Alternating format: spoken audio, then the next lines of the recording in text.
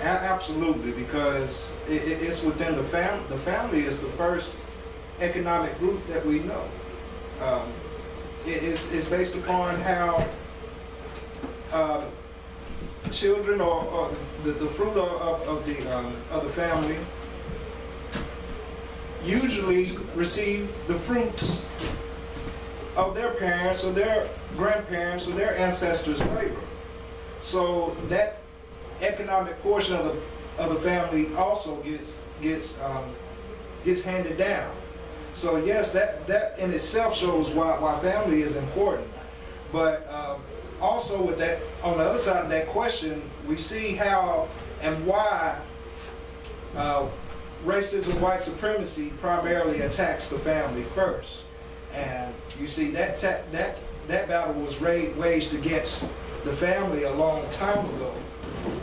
And it was waged once we were taken away from our homeland and our men were emasculated by their oppressors. That was the destruction of the African family there, because there you have, if you emasculate the man, as Brother Lonnie has said it before, that the family has no protection, they have no security, and they have no guidance. So one thing that we're going to have to look into when we're in this economic, even within the topic of economics, we're going to have to pull our families back together, and we're going to have to let our men, well, we need our men to show back up, you know, and take on their responsibility and be rulers of their home once again, regardless of those ploys that are attacking us.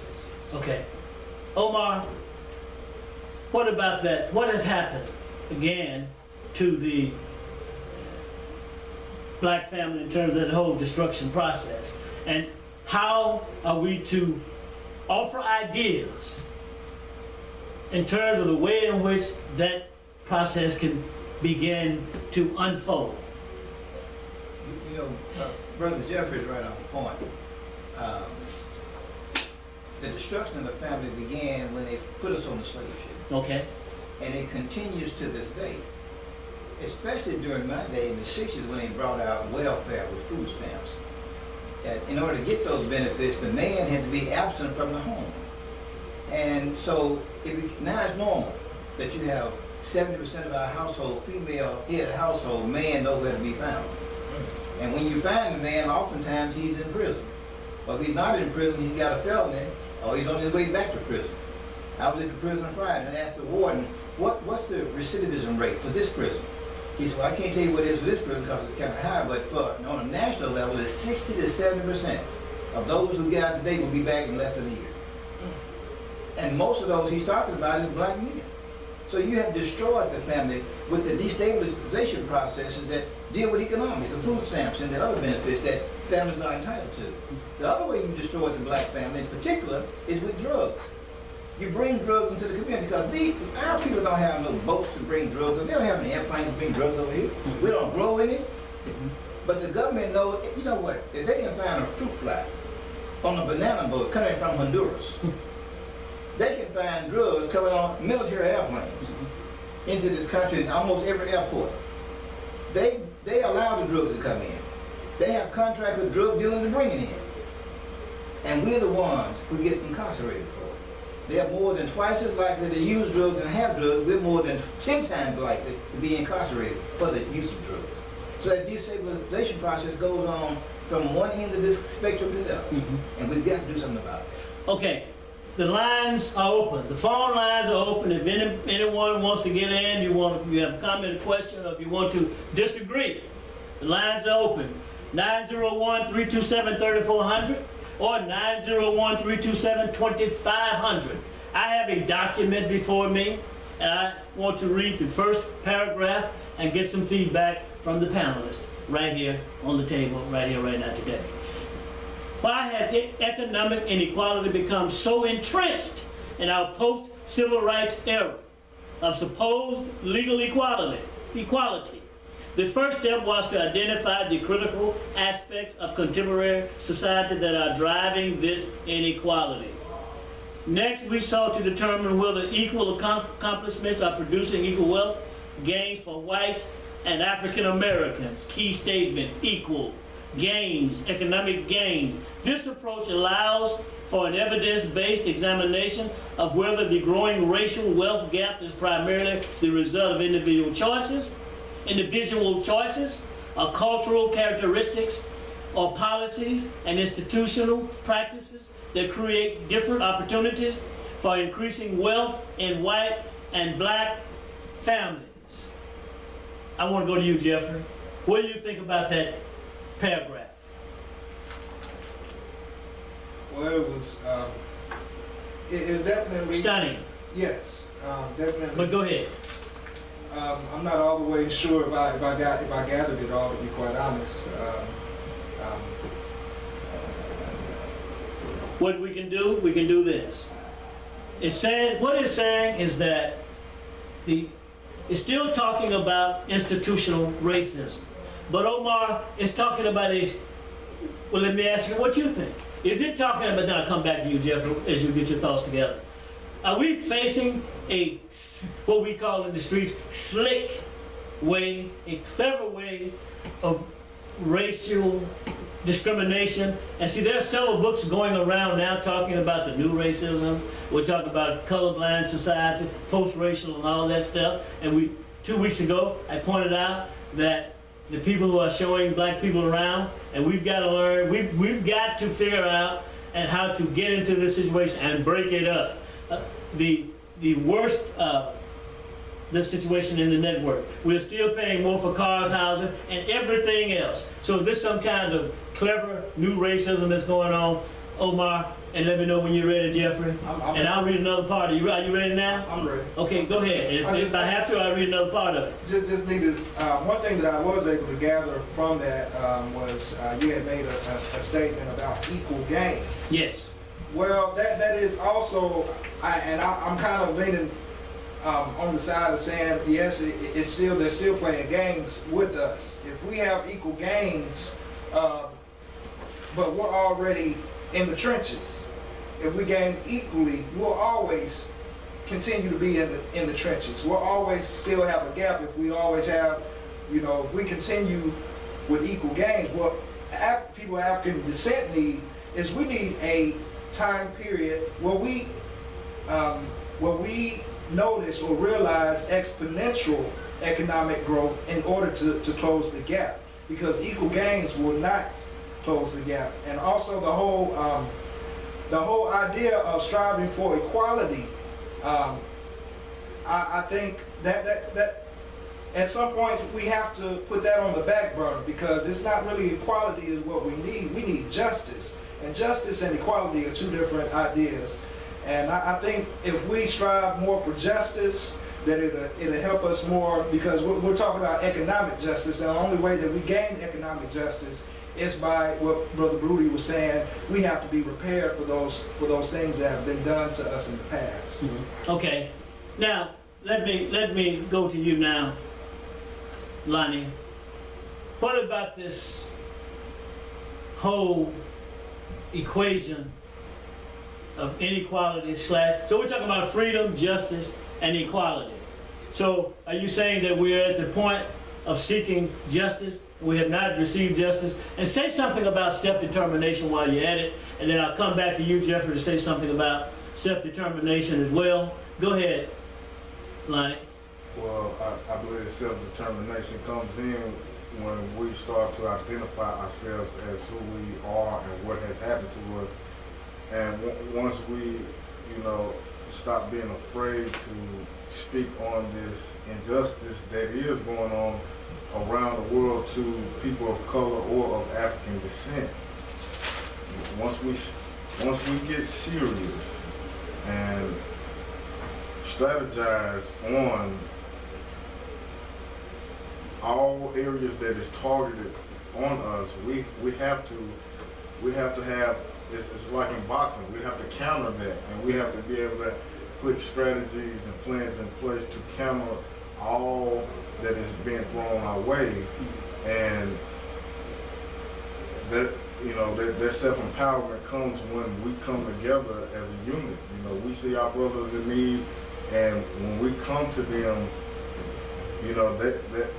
that feeling of oneness, you know, I believe it's going to reciprocate. But, you know, I just believe, you know, platforms like this that allows brothers like me and Jeffrey, you know, to unite with brothers like y'all. We the young breed, you know, and y'all a generation ahead of us, and you know, y'all linking out to us, prepare us, give us, you know, advice and allow us to connect with our generation and maybe those brothers that just a little younger than us, but that's a stepping stone. And as long as we are trying to and are serious about resisting this racial white supremacy ideology that is aimed for us since we entered into this country against our will, you know, once we do that, then we are ready to we are ready to ask for reparation against our true enemies, because they are our enemies if their whole agenda in life is to eradicate us from all that we value. Okay, I got you. Going back to you, Jeffrey, and then back to Omar. Self-determination, I hear him, Lonnie, talking about the youth or the younger generation linking up with the older generation and building something that leads to economic equality. What do you say about that in terms of self-determination and in terms of organizing younger people? Can this be a part of the solution problem? Younger people organizing older people, linking up, and he said something about unity as well. So are we tired of talking about unity? Are people tired of hearing about unity? Go ahead, Jeff. They may be tired of hearing about it, but the idea and the ideology of unity is something that is African. So if you're against that ideology, you know, the opposite of that is racism, white supremacy, which deals upon the notion of to divide and conquer, which is the opposite of unity. So yes, it's going to be very important for the older generation to connect with the younger generation, and the younger generation to connect with the older generation. It's for our survival, and we shouldn't have ever got disconnected in the first place. But you see, that was the ploy of the racist white supremacists, was to have us disconnected. And on the whole idea of self-determination, we can unify along the idea of self-determination, but when you're dealing with the African concept, self-determination, we're not just talking about one person, we're talking about self being the group, the whole group. We all need to be organized and unified in the effort of self-determination, because if we're all self-determined and unified as a group, we're a powerful force. And that's the way it's supposed to be. Self-determination is, in an economic sense, is nothing more than becoming possibly innovative, but more so being productive in your efforts for yourself, for your own how do I say it? Sustainability. So you can be self-sufficient and self-reliant. We need that individually, but more so we need that as a group as well, even more so.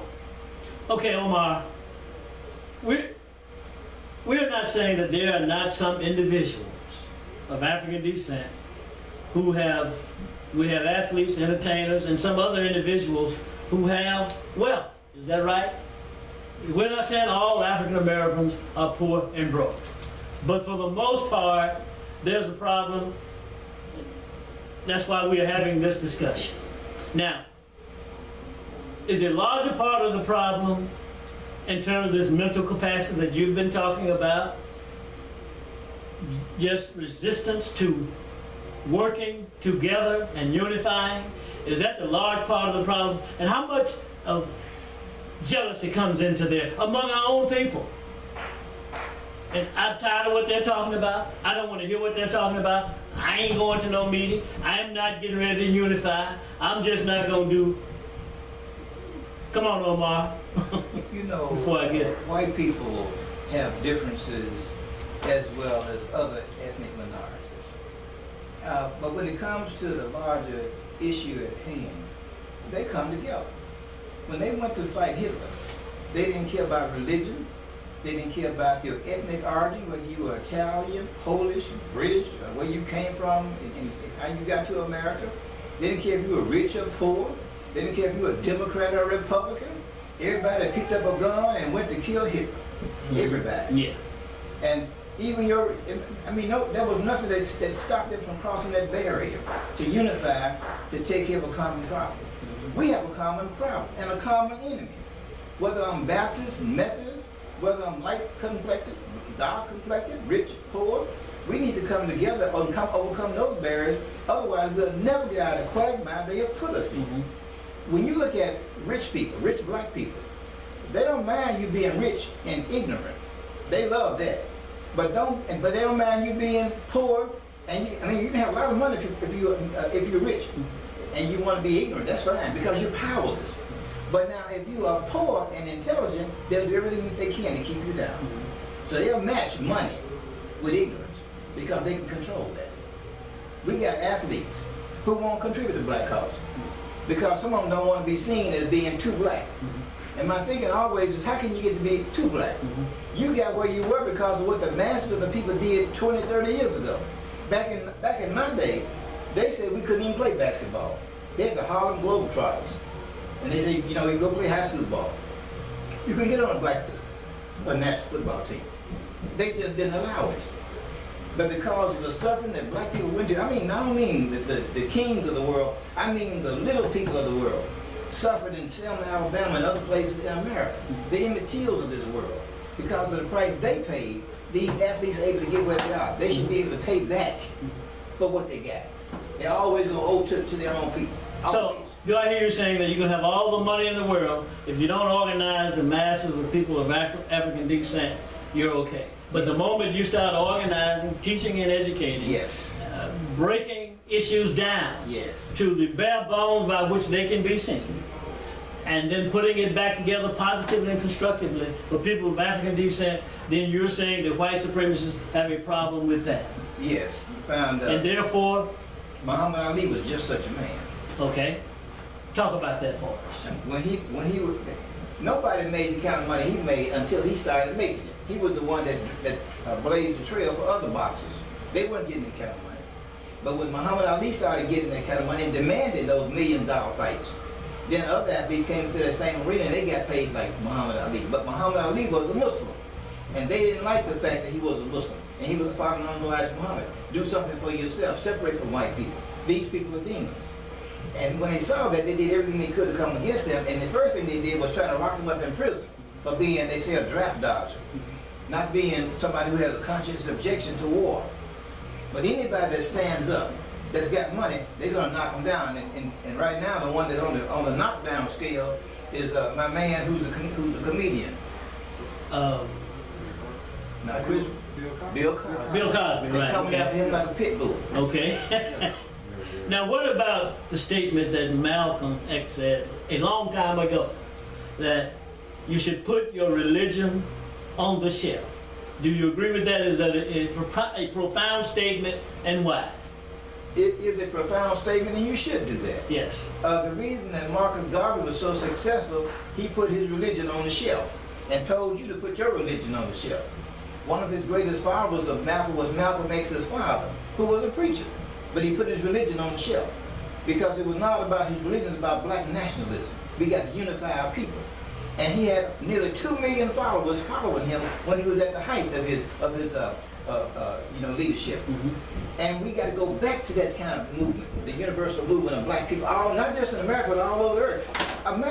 Africa cannot rise until the black man in America stands up. Okay. And as long as you're still sleeping, or as long as you're still not just brainwashed, but brain dead, Africa will stay in a system of servitude to white people. Okay, what about this statement right here by Karl Marx? You can read it, you can just Google Karl, some of the things that he said.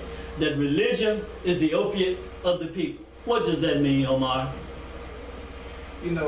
Our people take religion to extremes. Okay. And the extremes sometimes, they fight logic. And I teach about some of those in prison. When